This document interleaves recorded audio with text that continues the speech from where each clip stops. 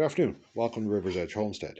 And today's project, putting that C4 rad from the Corvette flush into the front of my S10 radiator cradle. And as you can see, we have it done. We have the rad here flush in, it's right to the front.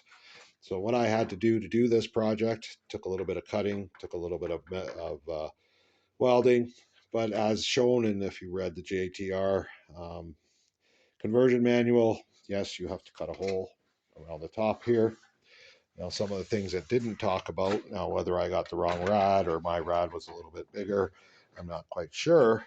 But on the back side here, I had to modify these towers. I had to cut them out, and I had to narrow them to fit them in. Okay, I had to take the top lip out of the rad cradle. Okay, basically, I had to cut it flush here, and then I just took it and I welded it, some of it back in, so it doesn't have too many sharp edges. And on this side here, when I cut the hole, I also angled the support, the vertical support in the rad cradle to give me a little bit more room.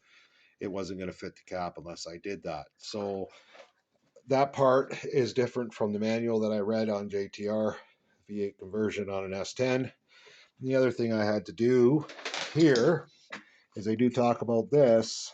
I cut out the bottom plate of the rad so that the rad cradle, so that the rad could slide right in low. Okay, now this is a Denso rad, probably not a, it's not a S10 V8 conversion rad, so if you bought the money to spend one, you might have had a little less work to do, but being as this is a low budget build, we are going to use just the Denso C4 Corvette rad.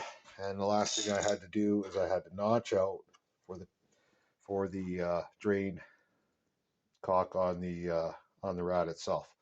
Again, this rad has posts, so you had to drill holes for the posts to come through the bottom. And the last step I will do after painting and everything else, fixing it up a little bit and touching up some of the blemishes, is I'll have to build Z brackets that are going to come down, go across, and hold the top of the rad in.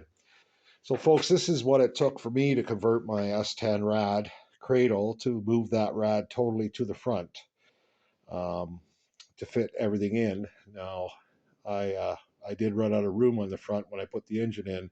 It was not going to fit a rad, cooling fans, because I did not buy a short shaft water pump. I'm just going with the original stock one.